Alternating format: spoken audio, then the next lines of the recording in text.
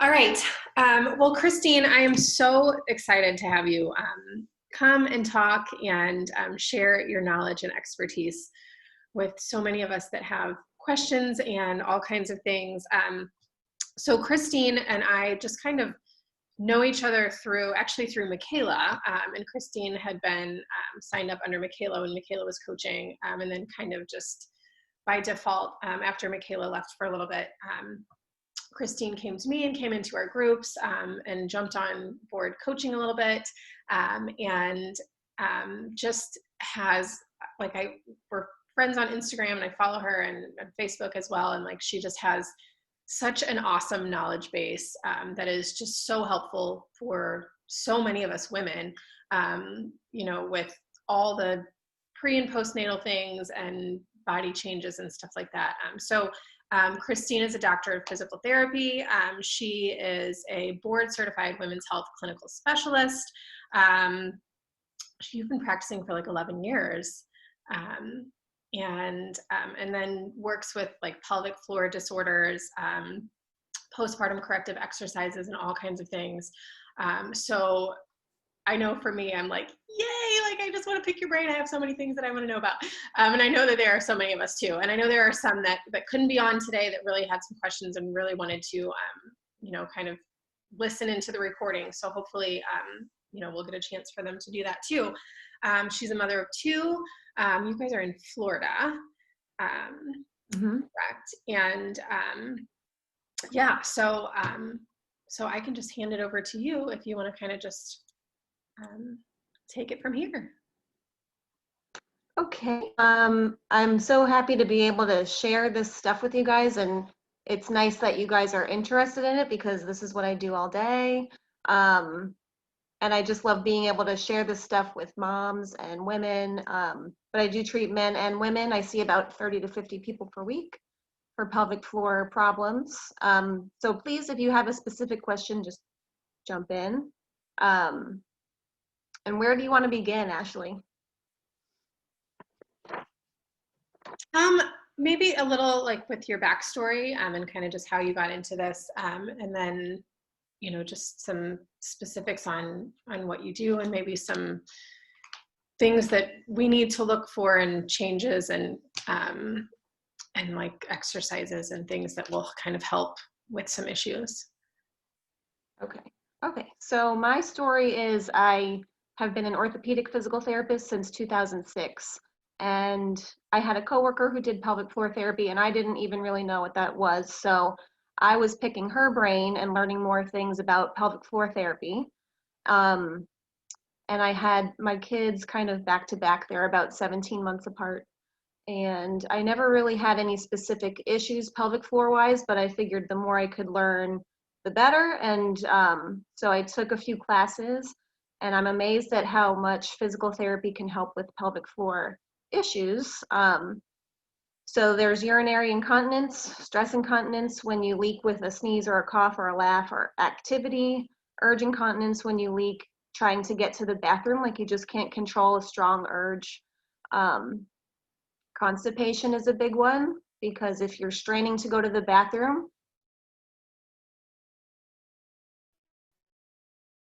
your pelvic organ prolapse is definitely something I see a lot of and something I treat. And in one of the classes I went to, we do pelvic exams on each other, and they said, "Did you know that you have a bladder prolapse?" And I said, "No, I didn't."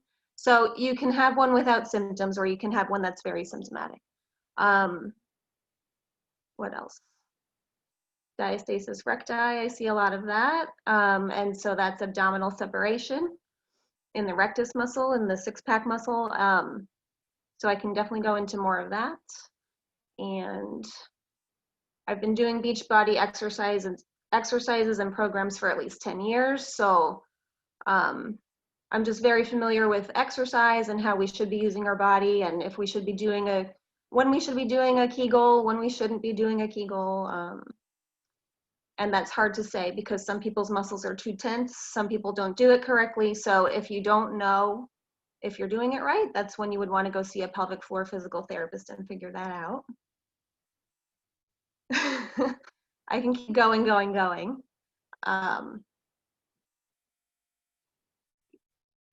Yeah. So I think for me, I would like to kind of dive in a little bit more with like urinary incontinence and like trying like this like the stress incontinence and like, you know, jumping and like how do you help correct, you know, because like a lot of us that work out like that, I think that's kind of an issue is like, I'm doing all these jump squats and I'm peeing my pants. Like what, you Yeah. know, what are some things that we can do to kind of help that? And how do you know, like when, you know, like you were saying, when did you Kegels and things like that? Like, how do you know when to like time that and match that up to like kind of make that work in your favor?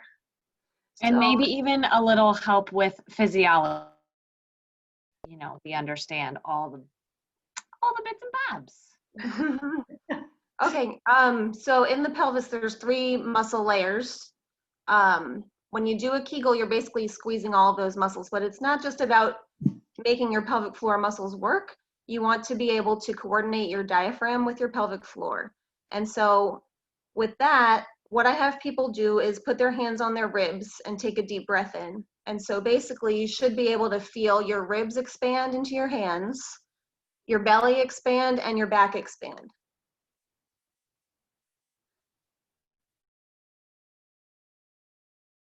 Inhale like that, and as you breathe out, do your Kegel.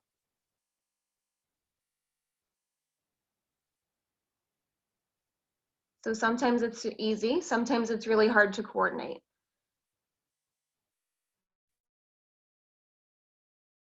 When you are doing the hard part of an exercise, that's when you want your pelvic floor muscles to kick in and help you. When you are sneezing and coughing and laughing and lifting a heavy weight, that's when you want to exhale and do a Kegel. So the diaphragm, the transverse abdominis, the abdominal muscles that draw your belly button towards your spine, and your pelvic floor all work together. So when you can get that coordination going in that whole deep system, your leaking should definitely improve. So does that answer the physiology part of the question of Caitlin? So yeah, the hard part of your exercise is when you want to engage your muscles and try to exhale. So you definitely don't want to hold your breath when you're exercising or doing something new that's really hard.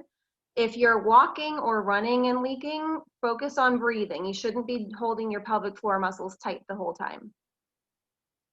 You shouldn't be squeezing them at all. You should just be able to breathe, and that should help.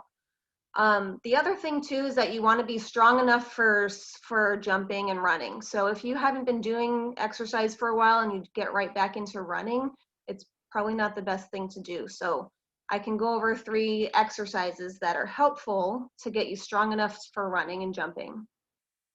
And they are very fun and very hard. But if you can do single leg heel raises, single leg squats, and then single leg hip exercises where you bring your leg back at a diagonal angle. So working on hip extension and hip abduction, 30 of each without getting tired. That's going to set you up for the strength that you need to run and jump.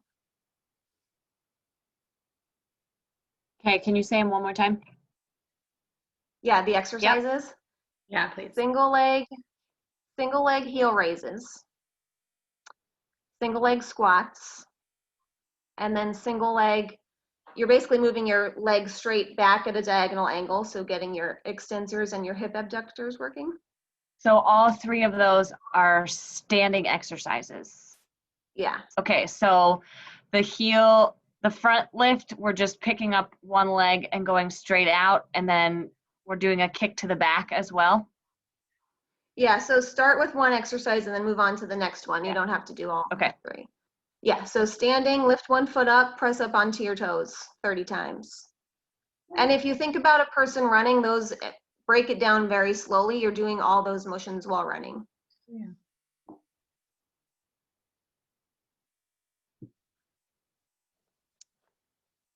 And then Ashley, so urinary problems and leaking and stuff like that. You want to, okay.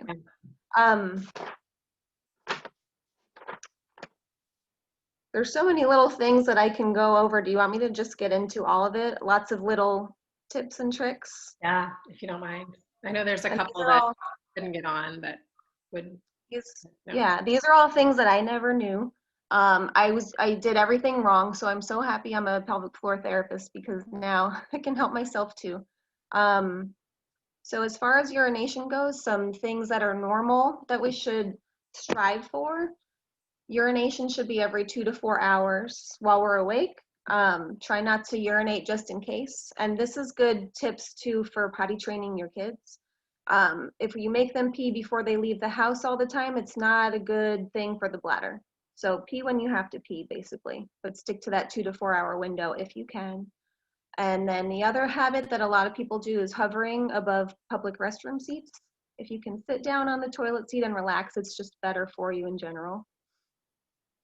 If you're hovering, your muscles don't relax all the way, and that can lead to urinary retention and feeling like you have to go all the time. So it's another thing too with kids and potty training. Just line that seat and have them sit down. Have you guys heard of the squatty potty? Squatty potty is awesome. It's helpful for having a bowel movement and eliminating the need to strain. It's good for everybody, men and women and kids.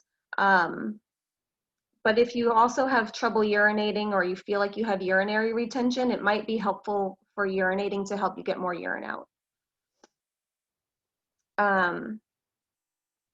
If you feel like you're urinating too frequently, one thing you can do is count how long it takes you to go. So if you can count to 8 seconds or longer, that means your bladder was full and you really had to pee. There are bladder irritants. There are foods and drinks that fill your bladder up quicker and make you have to pee more often. They act like diuretics. So that's things like coffee, citrusy juices, tomatoes.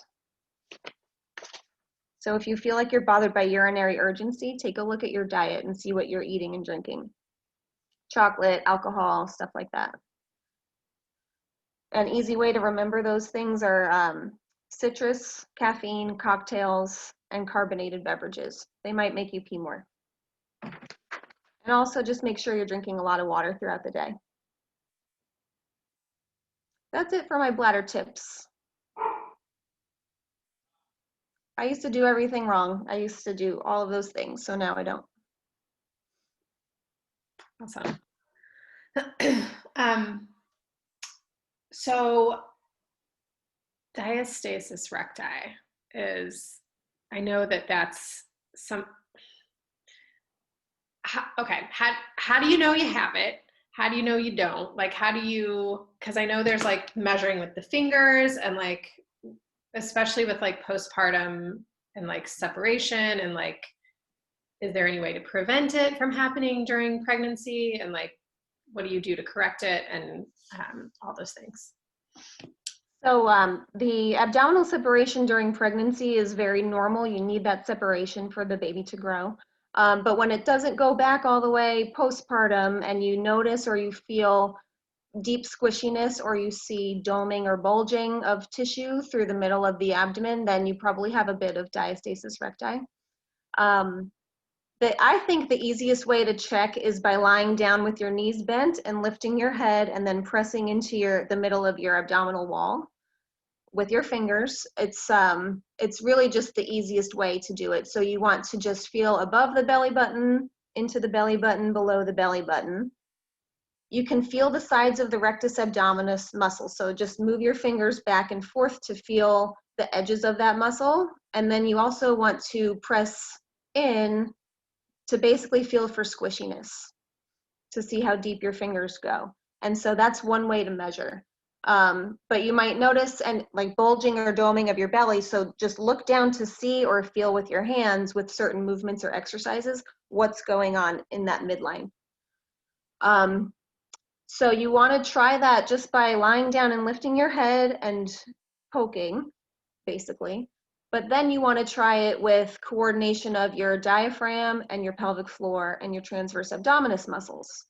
So you basically lie down, do a deep inhale. As you exhale, do a Kegel, draw your belly in and feel again and feel for how much tension is then over the same area where you just pressed. So you basically should feel tension, and that's an excellent sign. And then when you're exercising, you've got to, or just throughout your daily activities, coordinate your muscles in this way so that you can build tension in that midline. But everybody's so different, so it's hard to give a generalization of this. But at least for checking and then trying to get the pelvic floor muscles and the deeper abdominal muscles firing, that's a good way to do it. At least to check to see if you have it.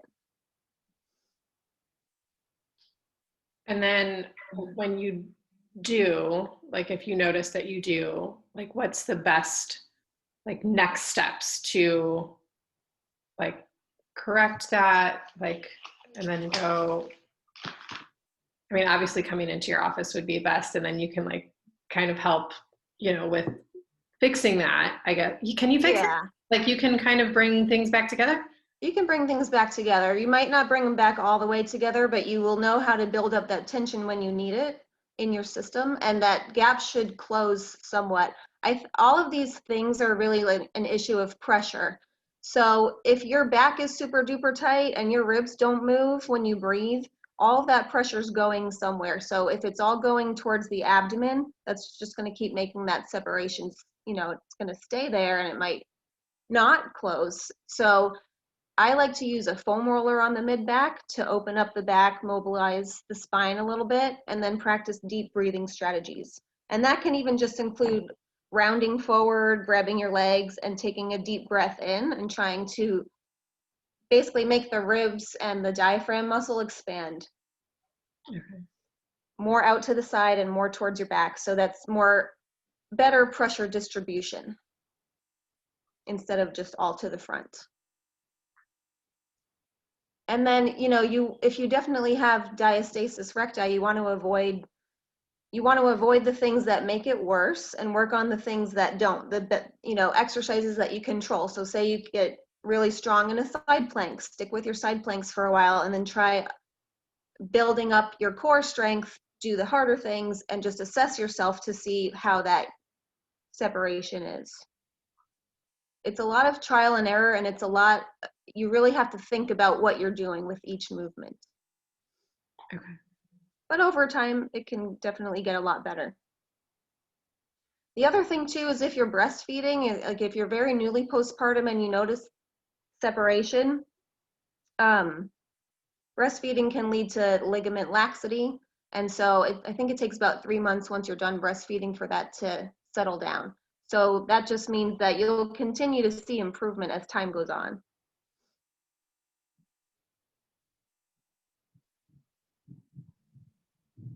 Awesome.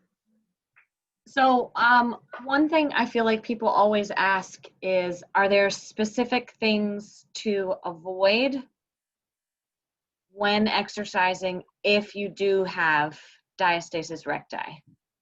Or does it depend on the person and their separation? It depends on the person and their separation, really. And, you know, say you're doing tons of crunches, that's the main thing that anything that really gets the rectus abdominis muscle firing a lot, you might notice more doming. So if you notice that doming and the bulging of tissue through the midline, that's not the exercise for you at the time. So just try to find a different variation or modification where you don't feel the separation or you don't feel that, you know, the deep squishiness in the middle, basically. So, but I'm not going to say, you know, completely avoid crunches. So just basically doing. So what you're saying is refer to your pelvic floor physical therapist and get their take on the situation. Yeah, if you have a significant separation, that's probably the best course of action. And I can give you, Ashley, links to websites to easily find someone in your area. Okay. To work with. Awesome. That would be great. I know Stephanie at home had a question. Can you correct bladder leakage you've had since you had your first kid 10 years ago?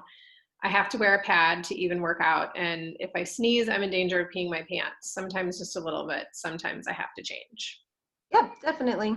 I work with people in their 80s who have been dealing with urinary leakage for say 20 or 30 years and they still will improve. So I don't think there's ever, it's never too late. It's really never too late to learn how to, mostly from what I've seen, it's about coordination and then building up your strength, and then continuing to use your muscles properly throughout the day with certain activities.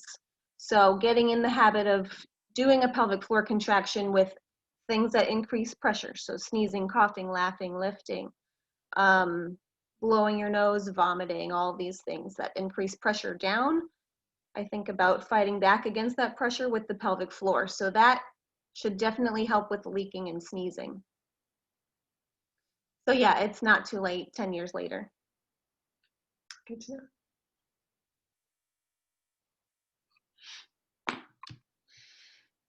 Does anyone on have any questions that you want to ask or type into the chat?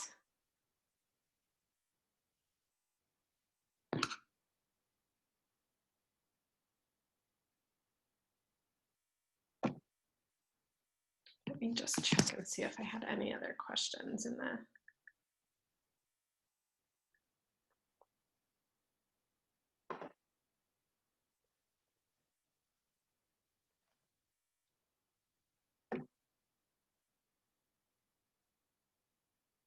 Something else to think about too when you're exercising is where is your head and your alignment of your head and neck and alignment of your pelvis.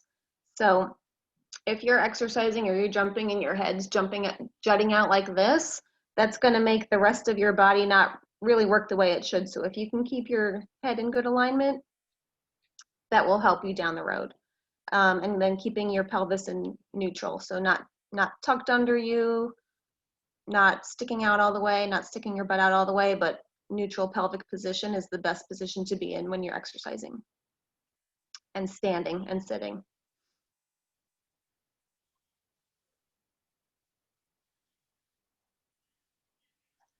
Oh, I just had a question and I lost it.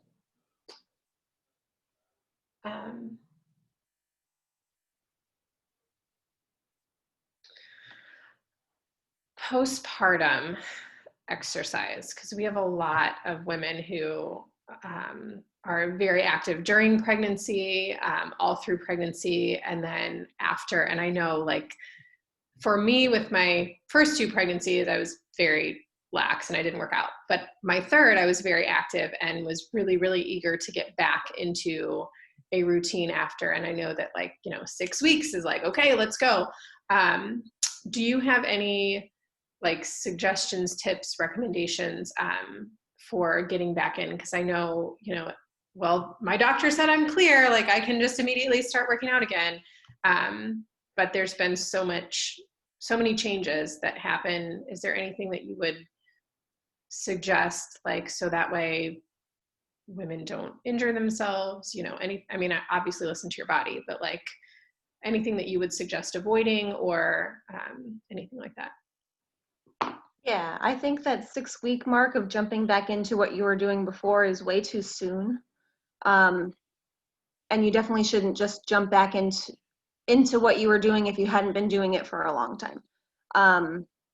Walking is a great way to just get started, but you also want to make sure that, well, usually if you're walking postpartum, you're pushing a stroller and you're not getting it through your upper back. And we're breastfeeding and we're rounded forward. So really just realigning yourself properly. So stretching out your chest, getting your mid-back mobilized and stretched out, and getting some rotation through your upper back is all helpful. So walking without pushing a stroller. But then learning again how to get your deep core muscles firing before you move on to your regular exercise will definitely help prevent injuries down the road, for sure. So I think that a lot of people definitely jump back into exercise, especially just right back into running, way too soon. So, even just going through those 3 exercises I listed to get you stronger for things that are more higher impact would be super duper helpful. And I wish that at, our 6 or 8 week checkup with the gynecologist, that they would tell people what pelvic floor physical therapy is and give them the option of seeing a pelvic floor therapist if they ever feel like they need one. Yeah, I agree.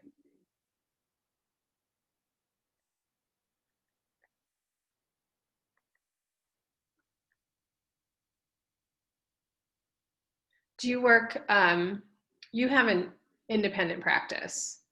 Do you work with any hospitals or clinics in your area?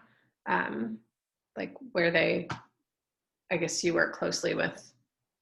I work closely with urogynecologists and their nurse practitioners.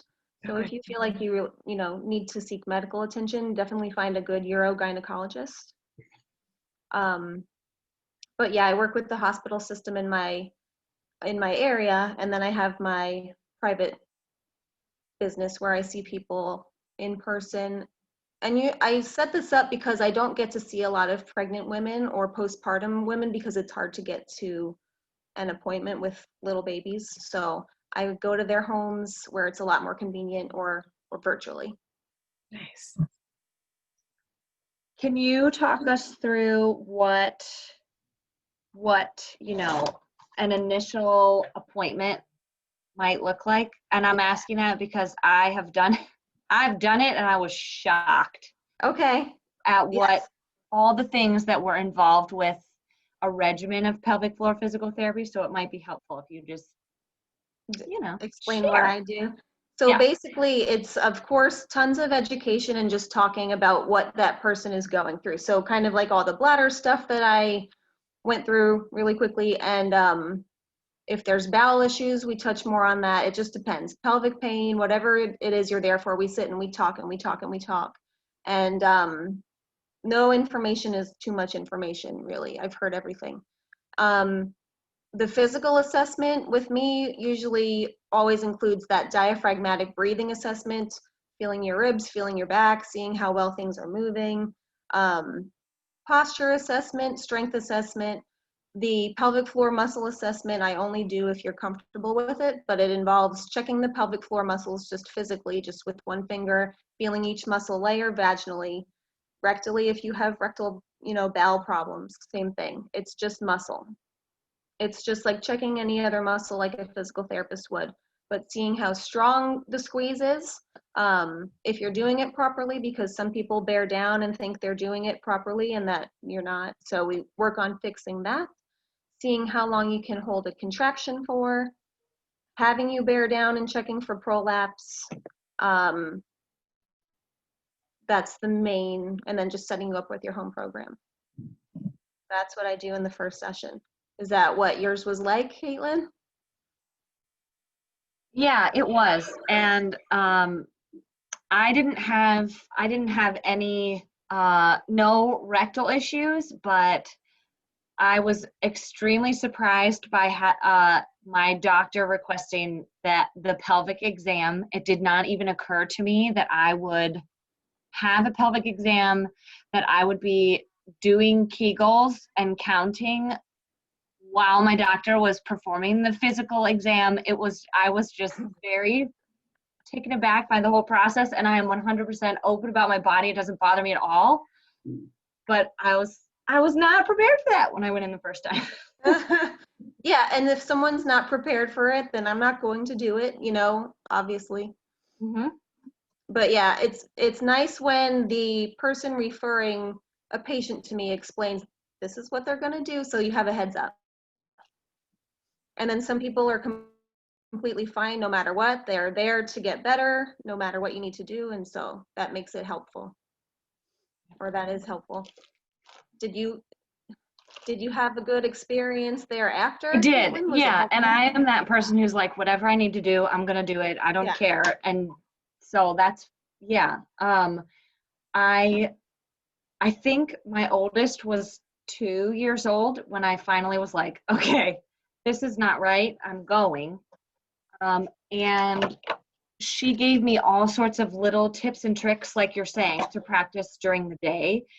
And I was surprised at how much of my incontinence was due to my brain. So when you're talking about that just in case going, and Yeah. like so she was having me do this thing where when I came home, I had to go to the bathroom. I went straight to the bathroom every single time I came home. And she said, that's your brain, not your bladder. Mm-hmm. So she had me go in and sit on the closed toilet until the urge to urinate went away, and then I could go. But it was retraining my brain, and I was shocked at how many of my issues were my brain and not actually my bladder or my pelvic floor. Yeah, it's amazing. They call that key in the door. You get the key in the door and you have to pee so bad. Yeah. Yep. It's the same thing with getting up first thing in the morning. Typically, that's a full bladder in the morning, but still, all these little tiny tips and tricks that she was able to give me to help things out so that after baby number 2, I know some of those things and can practice some of those things. Yeah, so it's a lot of education. It's a lot of behavioral modification. Can be diet related sometimes. So we touch on all of that. Yay. Yeah. I mean, if you're someone who's here or watching and you have issues with urgency or leakage or constipation or whatever, I can't say enough good things about getting yourself a referral and going to see somebody for it. If it means starting with your OB or your gynecologist, great. If you can find a urogynecologist, do it. Go. Just get over the ick of the whole thing. You've probably had a baby. It's not worse than that. Right.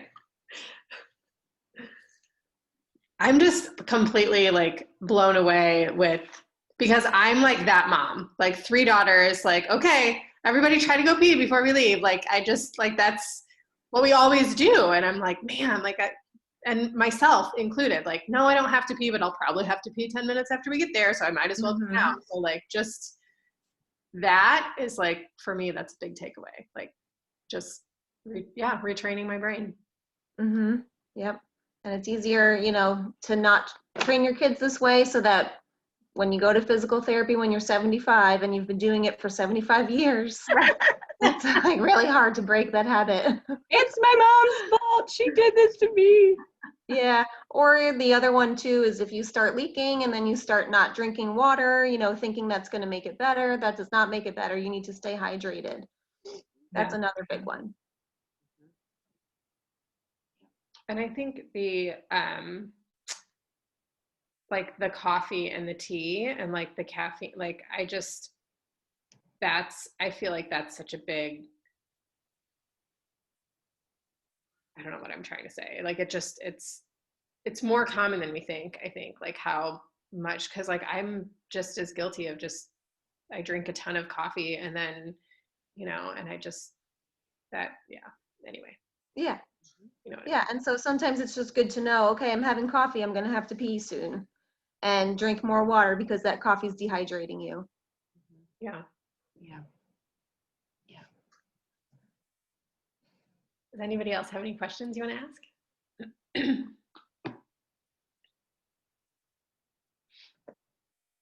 I don't think I personally have any. I mean, I could come up with a whole I know, I could sit and talk about it all day, to be honest. Well, I will, like, any more questions pop up, I'll send them over to you, Christine, and I'll get the recording up. Do you want to share like your website and how you can help and how people can contact you if they have any more questions and things like that? Yeah. Do you want me to just say it or type it? Yeah, you can do, well, either or both. Well, my website is, I think it's kind of easy to remember, embracehealthandrehab.com. And so my phone number and my email address is on that website. On Instagram, I'm Christine Klein, Klein DPT. And that's another good place to contact me. And then if there's more questions or if anyone else wants to talk more, I'm more than happy to do another Zoom meeting. Awesome. This has been very helpful. Super. Good, I hope so. Yeah. And yeah, I will, I'll get this recording up. And then if anybody has any questions, anyone listening to the recording has any questions, please don't hesitate to reach out either to myself or Christine, or if you'd rather me send questions over that way too, I can certainly do that. But yeah, this was wonderful. I really appreciate it, Christine. Thank you so much. Sure, you're welcome. Thank you for having me. Yeah. Thank you. So, all right, gals. Well, happy Friday. Enjoy your weekend. Friday. Bye. Bye.